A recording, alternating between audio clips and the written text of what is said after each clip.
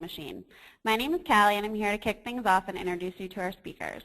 We're going to start by getting the logistics out of the way so we can get straight to the fun. We're recording today's webinar, so I'll be sending an email later on today with both the slides and the recording for you to review or share with colleagues.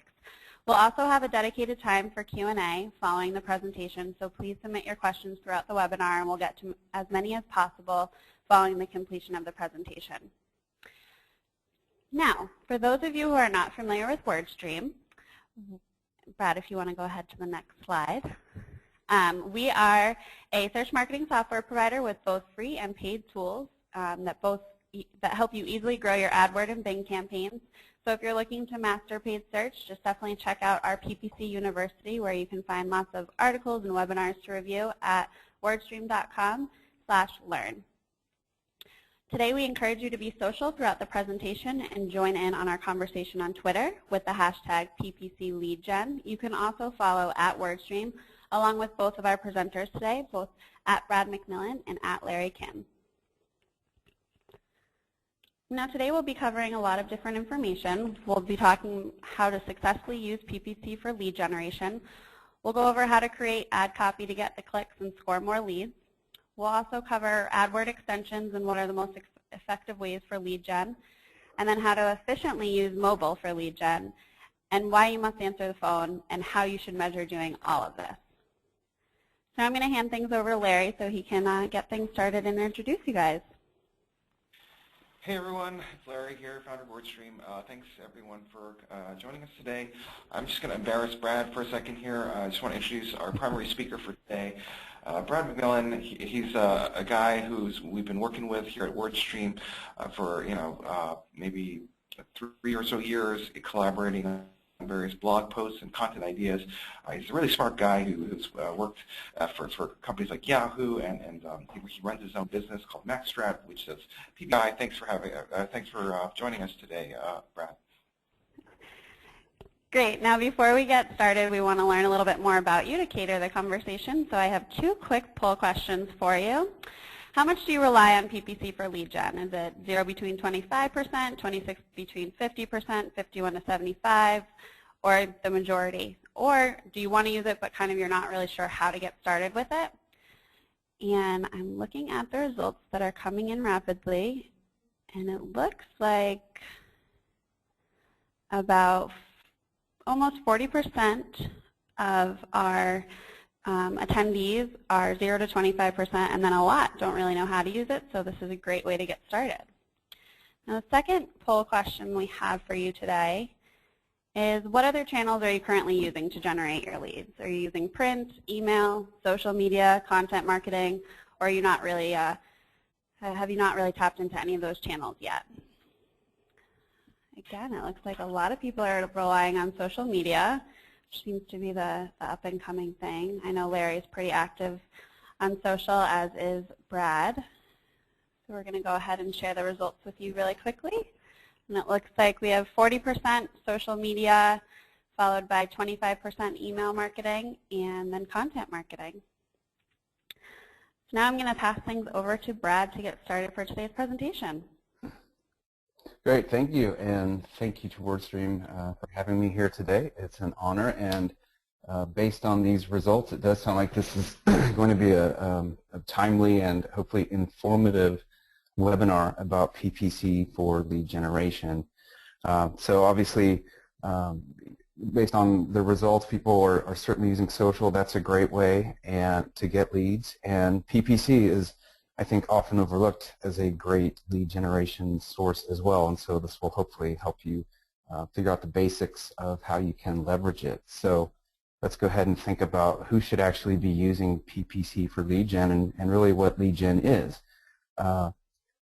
Types of companies that would use it are usually, as you see here, financial services, insurance, B2B software, nod to WordStream there, for example, and they're usually characterized by the types of what I call information exchanges and trial periods and long sales cycles and cases where you have to qualify your leads and even provide price quotes. So when you think about financial services or insurance, and you need to sign up for any of those as well as software, it's not an instant transaction that occurs on the internet.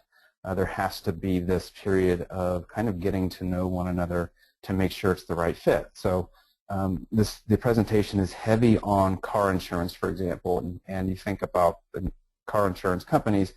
You don't just go buy the insurance without them learning a little bit about you, of course, to make sure that they can give you the right quote and that they in fact want to insure you. And the same holds true for any type of credit card, financial or business-to-business software is a great example because it's usually a big investment, and you need to kind of go through this get-to-know-you phase where you are actually going to be a good fit for one another. So when I talk about characterized by, it's a lot of these qualifying phases and stages you have to go through to make sure it's a good fit. So those are some examples. Certainly there are more out there, and I think everybody on this call has been a lead for a company at some point or another. So the goal, as mentioned, start a dialogue. We want to find out more about the people who are clicking our ads in PPC and find out usually what's your name. We definitely want to find out that as well as some additional information. This is an example of how we start a conversation with prospects to share information. So that vital information, these little forms that I'm sure everyone has seen, is really essential to start this dialogue and information exchange between the company and the prospect. So it's great to get a first name, last name, email address, phone number, website, because that helps you then qualify that person to decide, are they going to be a good fit for us, and are they going to be a hot lead for us, for example. So these are some of the basic types of information that you would want to gather about any type of prospect. At this point, Larry, do you have anything that you wanted to add? Oh, sure. Just regarding who should do PPC, I think that's a great question because that's like a third of us aren't even doing it apparently, based on the polls. A couple other things I would add to that list are things like the possibility for repeat business. So that like those insurance things, those are like premiums that go on for maybe 30 years or something like that. Higher price points. Like if you're selling something that's not a $10 thing, like because that's very low margins. Like if the higher the value, the better.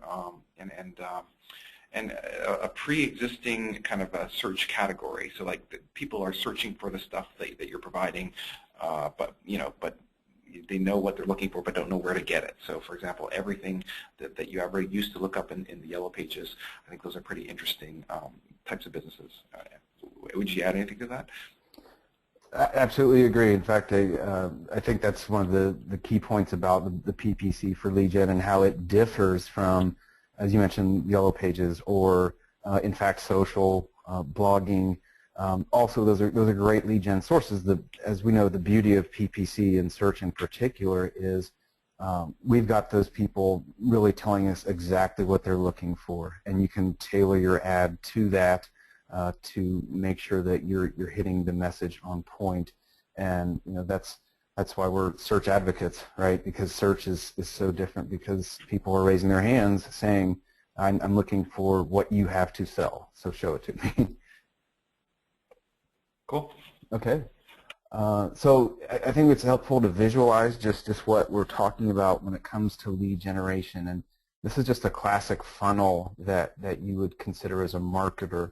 And the challenge for any marketer is to keep filling this funnel. At the top is this lead gen that we were just referencing, where email, social, search, and as those folks get into our funnel and they start to move down it, that's where we start talking about lead nurturing programs, ongoing email communication, and really staying in front of those leads and really exchanging information through those yellow and green phases where we're learning more about the prospect's needs and what we have to offer.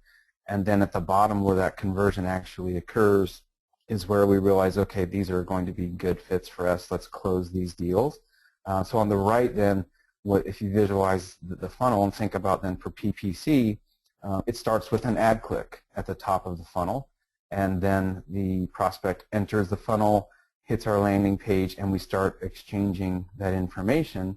And then finally toward the end is that actual conversion when we actually close the deal. So anything to add to this, Larry? Looks good. Okay, and one thing I do want to point out is one thing that's missing from this funnel is phone calls, and I want to place some emphasis on that during today's webinar. I would put that at the top as well, because even with PPC, and we're going to touch on that in some later slides, is getting phone calls from mobiles is huge now, and that's where a lot of people we're starting to see will become leads, and capturing those and being able to tie those back to PPC. So that's one thing I do want to. Let's think about then deconstructing just how this process works with PPC, and certainly how it's kind of different than a typical, for example, e-commerce ad that you would see. The ads have to demonstrate an offer and the fact that more information will be needed, that this is going to be an information exchange. So you don't want people thinking they're going to, they could buy it today, but as Larry mentioned, some of these products are complex. It's along some to things like, buy now, or, it's on sale, buy it today. Those are the more e-commerce oriented calls to action that we see, and those are instant gratification call to action. These types of call to action for lead gen are certainly different, and they're making it clear that more things are going to happen for us to do business together. So anything to add to that, Larry? No, it looks good. Okay. So here are some examples of just copy and call to action in the wild, and you'll notice, for example, these are for car insurance, and they're not really about buying car insurance today. They're more about let's try and give you a quote or find a plan with us. So see how you could save, for example, with Geico. They're telling you how much you could save in California. Progressive talks about just get a free online quote right now. They're not saying you're going to buy insurance today. We want to get you in our system and get you a quote, find a plan that fits your budget. So there's certainly with all three of these ads, it's what type of coverage is desired before you can example then of callouts and site links. And in lead gen, these are what I like to say, these put it on steroids. And both of these companies do a good job of showing, with the callout extensions, which are relatively new, and site links, they're taking advantage of that available real estate to sell more benefits, to offer more quick links to actions that searchers can take.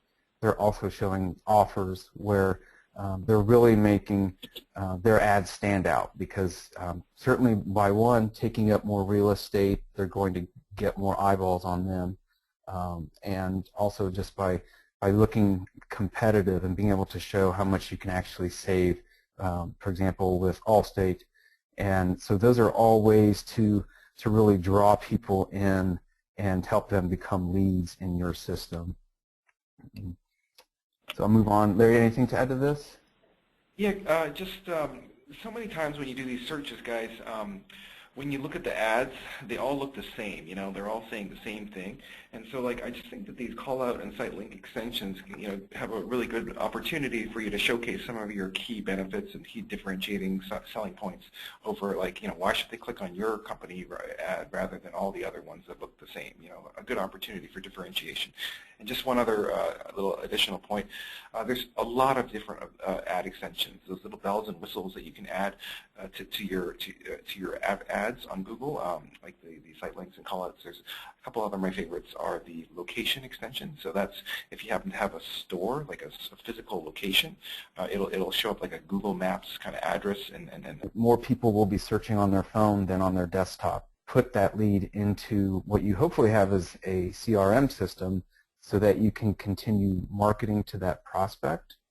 And so certainly this is just I think a spot-on example of how with mobile becoming so important, with these types of custom mobile ads, they're very, very important to achieving success with lead gen PPC for mobile. So here's the challenge is when people do call and they're potentially a lead for you, how do you find out who that person is, and how do you track it? Same static phone number for all of their ads. So if you think about this scenario where every single ad that you have has the same phone number and people are calling it, and perhaps you're losing that lead or not gathering any information, you don't know then how to tie that ad and its performance back to your PPC campaigns and your lead gen efforts. So it's all basically in one huge bucket. The value of this call tracking, I know Larry knows a lot about this and has some more information to share with you, is you can really start to define and narrow down just how your PPC ads are performing from a lead gen perspective, so that you can then make adjustments and really say just how good you're doing at tracking these leads for PPC. Larry, anything to add to this? Sure. Can you just go back to 17%? The screen looks a little different. So Brad was just showing that earlier in that other slide that like more than half of the searches are going to happen on mobile, by the end of the year, and that's just incredible. Like more than half of the searches on Google are happening on Google, and this looks really different. It's a lot smaller. Like there's those ads, those two ads there, they take up the vast majority of that screen there. So I think the ads are much more prominent here, and those call buttons where you can call directly from the phone, they're only offered on the paid options. There's no click to call on the organic e-short. So I think it's quite a pretty decisive advantage that Google is providing for these paid free organic listings. What are your thoughts there, Brad? Yeah, absolutely. And I think Google is obviously, in my opinion, doing this intentionally, right? Like they know the search volume and trends and where this is going. So this is how Google makes their money, right? So they want to make this very easy for people to click and make that call. So it's by design, I'm sure, but it's smart because this is the type of information that the consumer is looking for, and they're helping make it very easy for. So landing pages are, in my estimation, as well as Brad Geddes and a PPC expert, where the gold actually comes from, and in lieu of a phone call, that is, certainly I think the best case scenario is the person calls you right away, but landing pages I think are another place where people tend to drop the ball, and they're just so important because you do all this work up front with your PPC campaigns, and you're trying to capture these leads, but you really need to close the gap and make this transaction happen, or at least put the person into your lead system. And landing page is where most of this is going to happen, and this is, I think, a key defining difference in lead gen landing pages compared to others. They're slim, they're trim, and they're focused. You have no distractions and no browsing, and a nod to my favorite show, Seinfeld, there's just no browsing for you. I think when you think about, compare this to, and we'll take a look at a couple of examples, but e-commerce landing pages, for example, or lots of others, is people land on the page, but they can browse, they can look around the website, they can get distracted, they can get off track, and if they're looking for shoes, for example, and they land on your site, but then they see, oh, you offer jackets too, I think I'll go check those out. Well, you just kind of give people the option to get distracted and start just browsing around your website. And this is a defining factor for lead gen, is we keep people very focused. Hey, Brad, I think one of the best examples of a quote slim, trim, and focused landing page would be the click to call ad button on the mobile ad, because you kind of fast track everything and just get past no more the option to start browsing around the website and pick up the phone and call us. And they do a good job of just saying, here are the types of benefits you have with Allstate, how much you can save per year, here are the other types of discounts they offer, But the key thing is this is a very minimalist landing page, but it's very focused, and you cannot get distracted. They want you to do one of two things, and that's it. And that's I think that's crucial to getting people to take action, is just do one of these two things, and then let's start that dialogue as mentioned and get this person into the funnel so we can start marketing to them. And the next slide is actually another example of from Geico. They do really very much the same thing, and they want a zip code, get started with an online quote, or call us right now. They do actually offer a few other types of insurance options that you can look at, so that's somewhat of a distraction, but I think that's fine. But again, there's no navigation when you get to these pages. I mean, these pages are solely for lead generation, and I look at when these companies build these types of minimalist landing pages, I take it to heart that they must be working, because they continue to do this over and over. So I have another one too, but Larry, any thoughts on these landing pages while we're looking at them? Just continue. Okay. Then this last one is PR Web, and they offer a little bit more as far as options go with this landing page, but the main thing that they're offering here is a download. And I think this is important where you're doing sort of an information exchange where they're willing to give some tips and tricks away with this type of guide. You can download it, but certainly you see they're asking for an email address. They want you to create an account. They want to learn more about you, so that once you select that download now button, you're then in their system, their customer relationship management software, where they can continue to market to you on a regular basis to hopefully get you to sign up.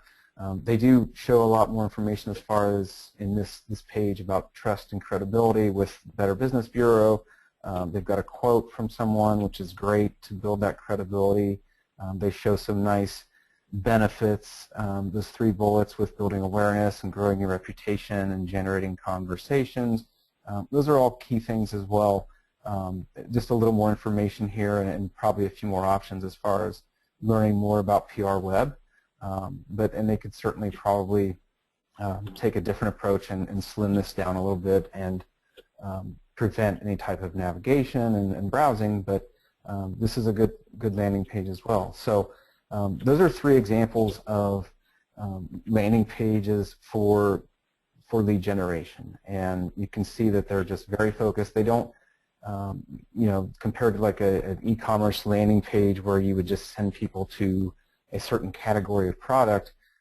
These are 3 examples of companies really trying to just learn more about you, so that they can then market to you on an ongoing basis, and then hopefully get you to sign up for the service or become a customer of a car insurance, for example. So those are the landing pages. Just one comment here. I notice all the 3 examples that you presented here are all desktop landing pages. Can you talk a little bit about how this might change if it's one of the half of the searches out there that's coming from mobile, for these mobile landing pages?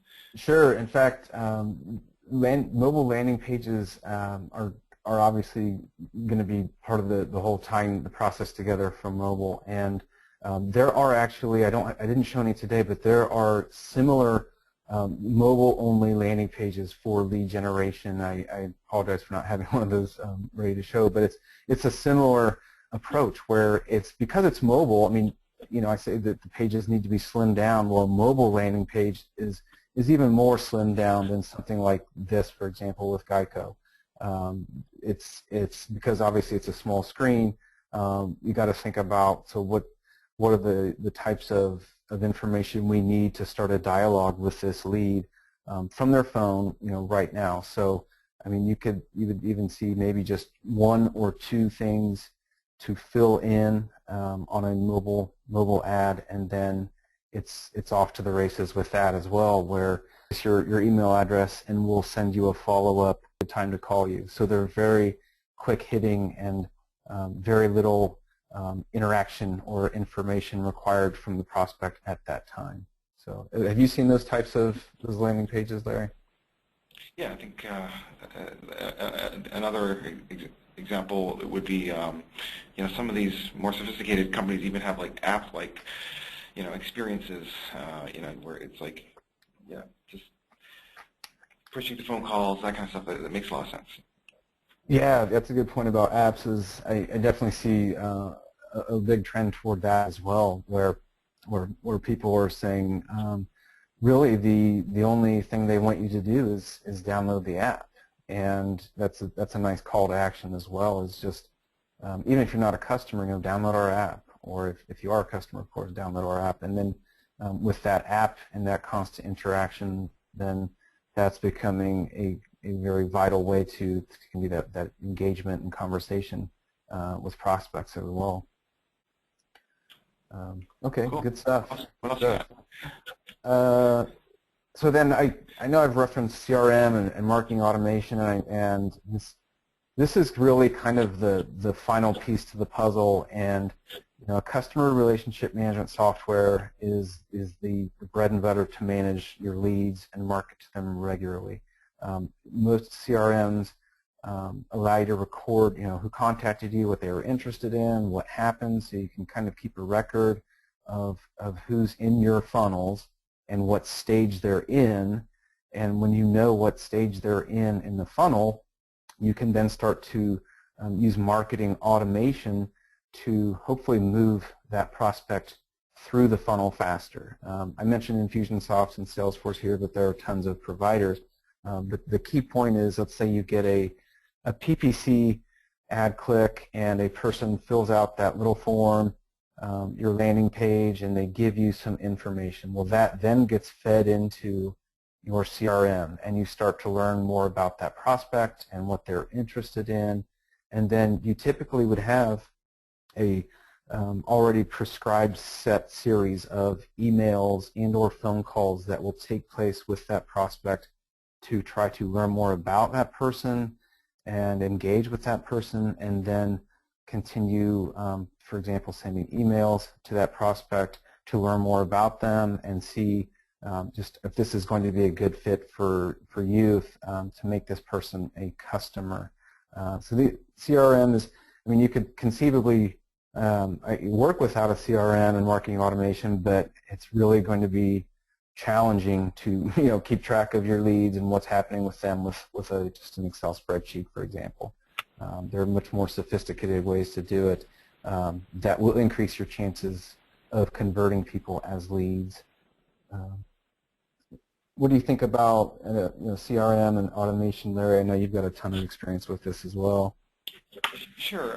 So I'll speak about WordStream as a business. Like we do a lot of marketing, and I would say around 20 to 30% of the kind of hot prospects for this current month come from like nurtured leads of people who like weren't interested in our stuff previously, but then kind of had a new kind of rebirth of interest like within this month. So like, you kind of have this nice little thing where if you're kind of marketing to the leads that like a drip marketing to all of these people who like if you have like a 10% conversion rate, that means 90% of the people didn't end up buying from your product or service. But that doesn't mean that they're bad leads forever. It just means like maybe they're not interested in it right now. And if you can just keep them warm, and get enough of them, then that can be a nice little stream of a way to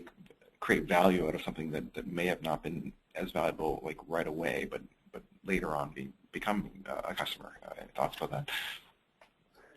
Yeah, and I think part of that too then is with the CRM and drip marketing, as you mentioned, is this ability to continually share information that's helpful to that prospect. So it's not always necessarily about your particular software. It's more, hey, we offer great PPC marketing tips, and here's a great new blog post, or here's a great white paper that you can download. A slide that I hit where business-to-business software relies on you because it's not a $30 iPhone 6 protector. It's this is a big investment, and the same goes for any type of insurance or credit card, for example. I mean, it's there's bigger decisions that take longer, and you have to stay in front of those prospects with drip marketing.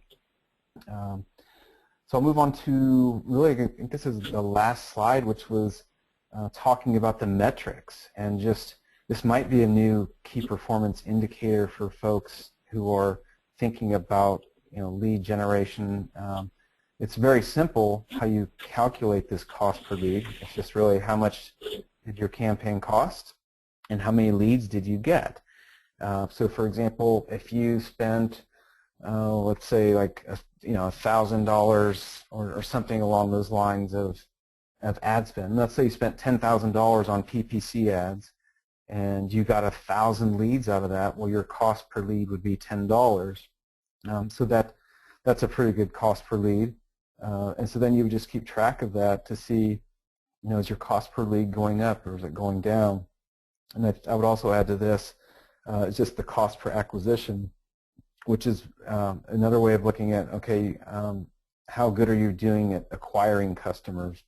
Like if you're spending $10,000 and you get 100 new customers out of this, then you've got a $100 cost per acquisition. So if you're just new at this and just starting out, it's good to set a good target so that you're monitoring just how good you're doing at getting these leads into the funnel.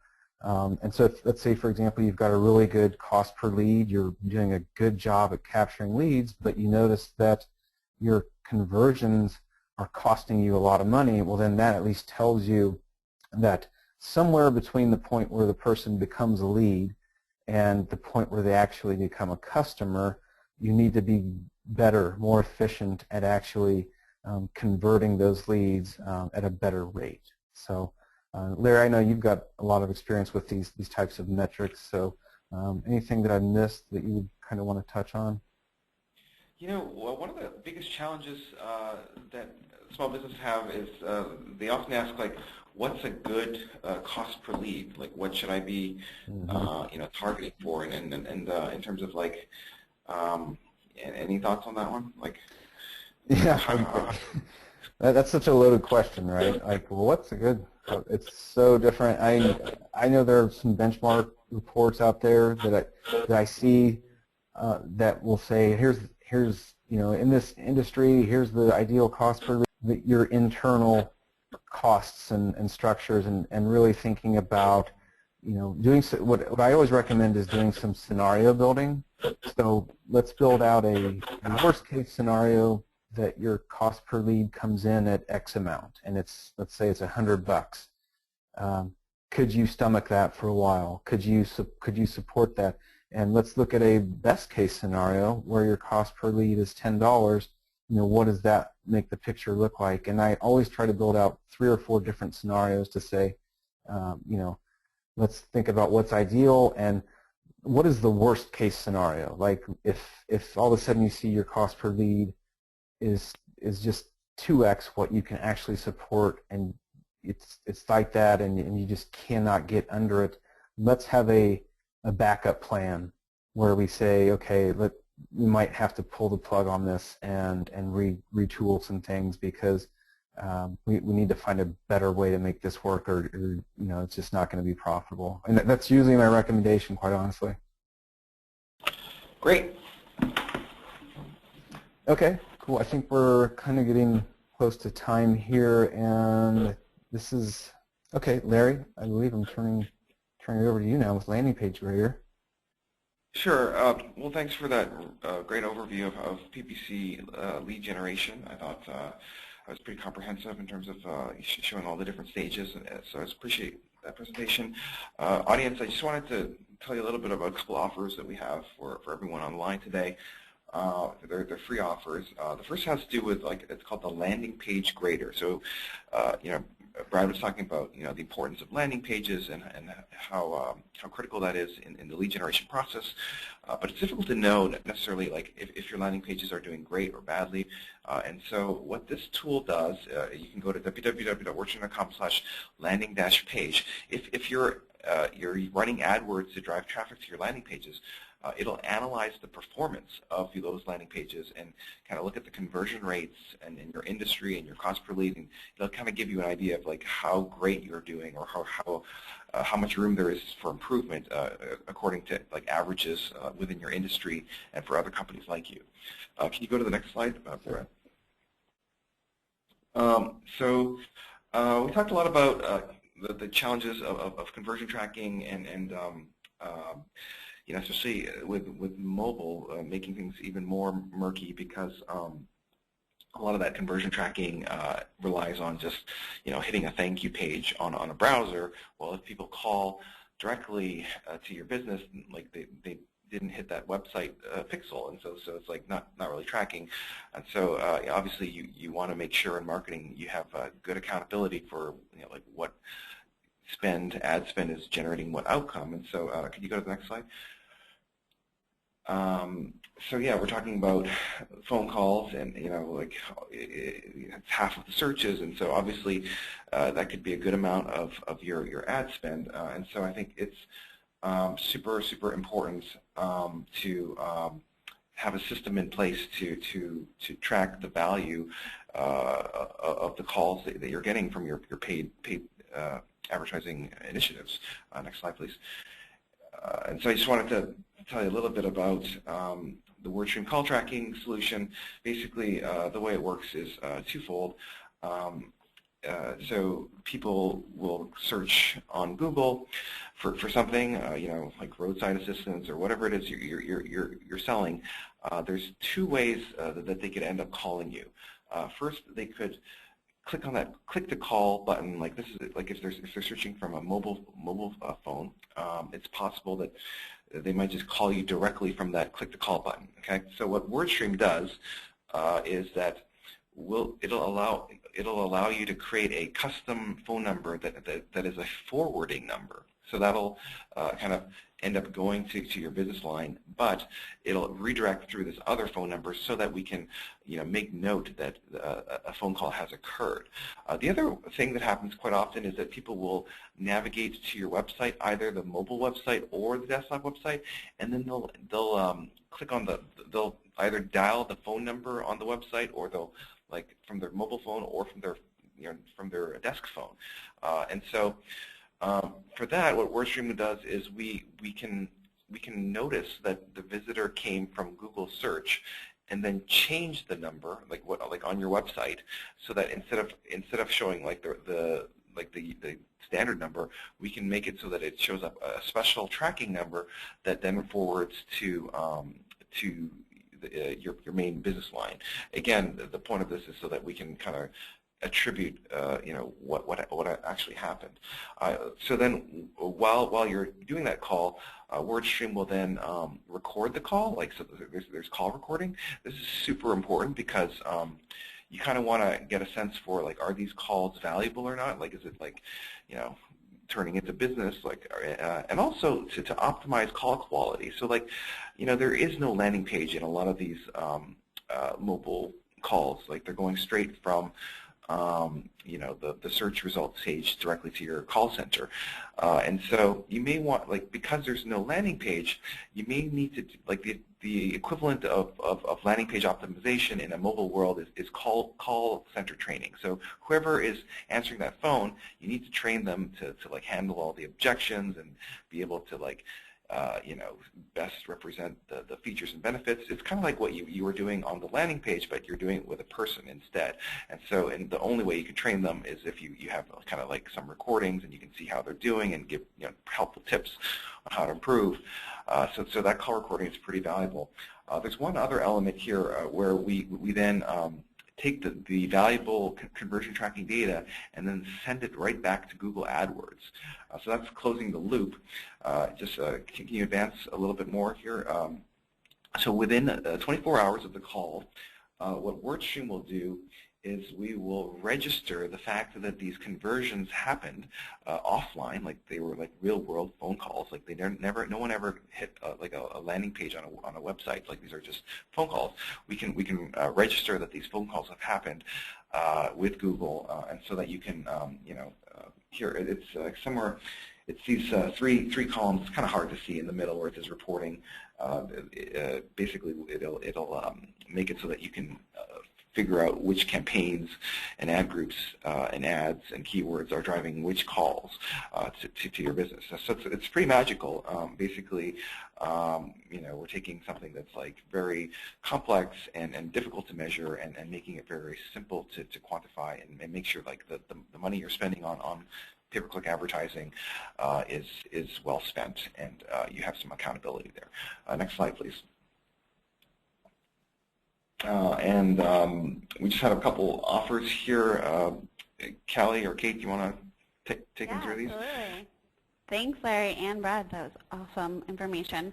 So as Larry mentioned, we have a few offers for you today that I'm going to launch for you guys right now. But if you're interested in a free one-on-one AdWords assessment with a AdWords certified consultant, go ahead and click that. Or if you're interested in a free live personalized demo of the WordStream Advisor.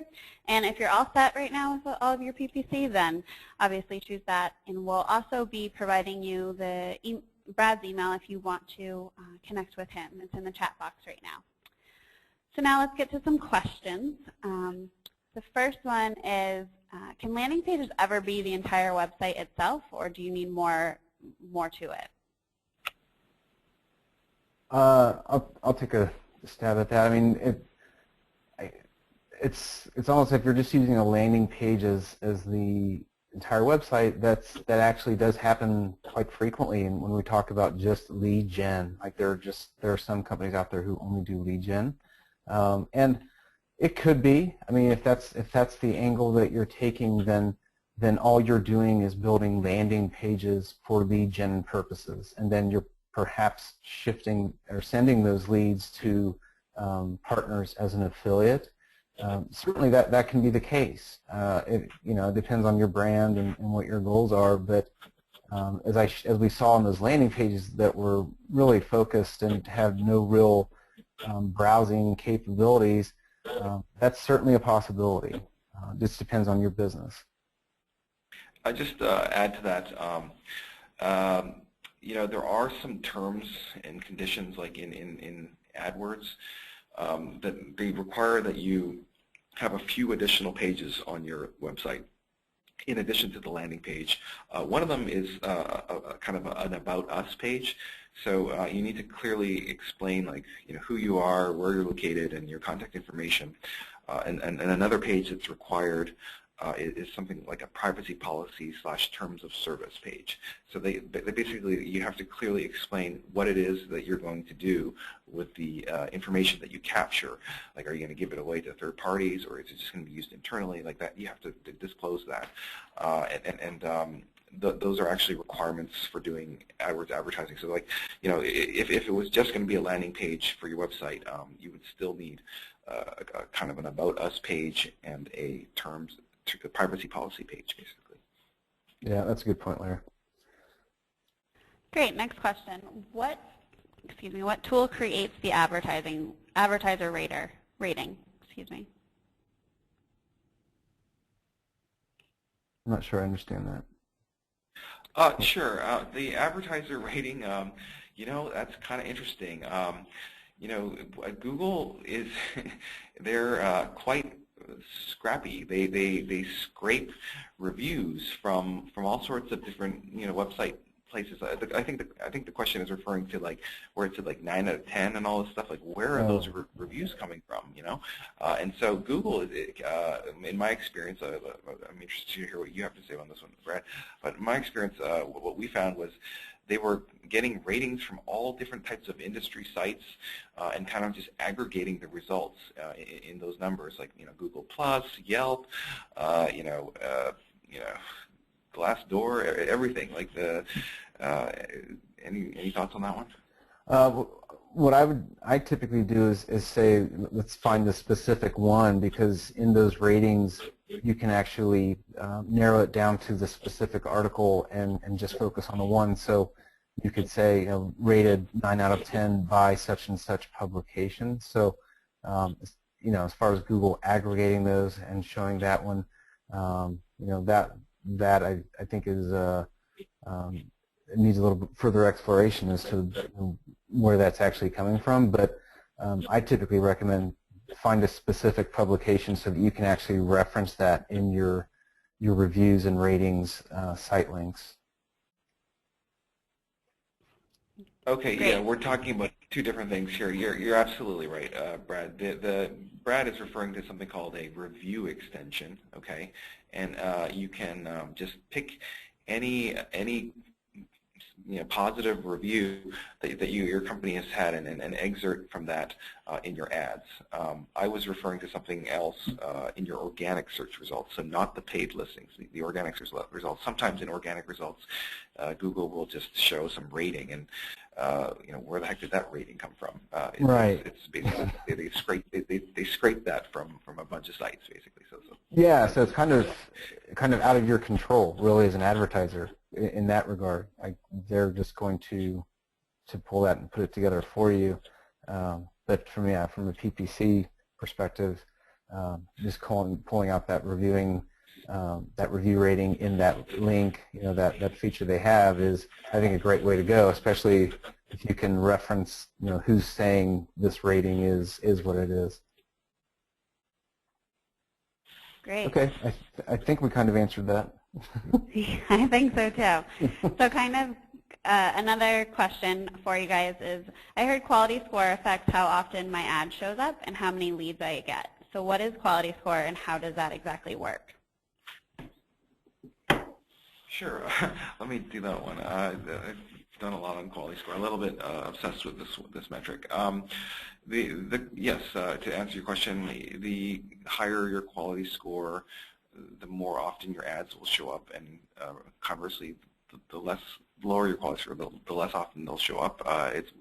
We're seeing it's something like every increase or decrease in quality score results in around a 13% increase or decrease in impression share. Impression share is like how often your ads show up in relation to the maximum amount of times they were eligible to show up. It's kind of like your market share, basically. The question, I think, was like, what are the factors that influence that quality score, which is a number from 1 to 10, 10 being great, 1 being kind of not so great. It has everything to do with your click-through rates. So, obviously ads that are in the top spot get higher click-through rates than ads that are in the 10th spot. And so what Google does is it just figures out what's an expected click-through rate and tries to figure out, like, is your ad doing better than the average click-through rate within a certain position that you're occupying. And what we're finding is that based on tons of research on this mysterious number that Google doesn't necessarily talk about too much. Our own research shows that if you can just beat the expected click-through rate for any given ad spot, then you will get a high quality score. Yeah, and so then I think with an e-commerce landing page, so if you're trying to get them to buy, just say a new pair of boots, for example, well, you definitely want to minimize distractions on landing pages as best you can. But if you're talking about a new pair of boots and it's they're $100 and you want to tout the benefits and reduce distractions for sure, but it's but you in that type of mode, it's kind of like they're in your store. You want to give them the option to continue shopping, so you'll give them more categories to look at, more things to shop in. So it's just slightly different with e-commerce. Like you're not going to lock them in, as I say, with like a lead gen landing page where you're locked in and your choices are limited. You have very few options. With e-commerce lead gen, with e-commerce, it's not really the same thing. You're trying to get people to buy something, right there and then. Now, I think the worst case for e-commerce is the person just leaves. So what I like to do, even though we're talking about keeping things minimal, if a person's going to leave, at least get them to sign up for your blog.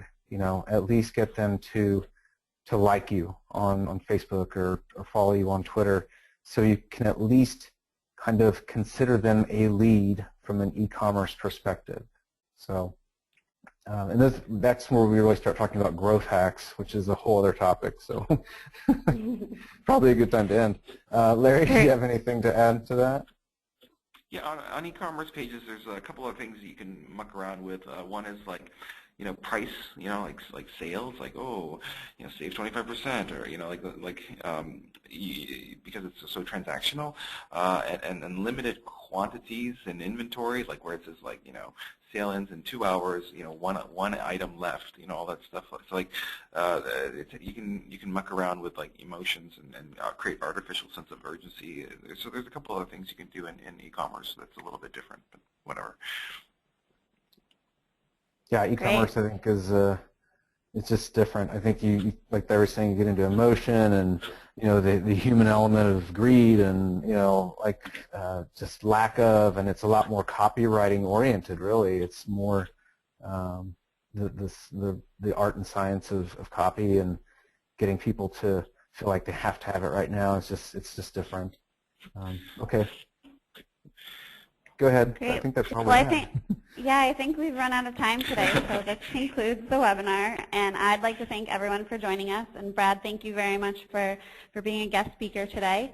Now, if we didn't get to your questions, because I know we have a couple still flowing in, then definitely connect with Brad and Larry on Twitter. They'd be happy to answer your questions. And make sure to keep an eye out for the email later today that will have the recording and the slides so you can review them. And again, thanks for joining. So have a great day. Hey, thanks, Brad. Thanks, guys. Thank you. Thank you, Larry. Thank you, WordStream.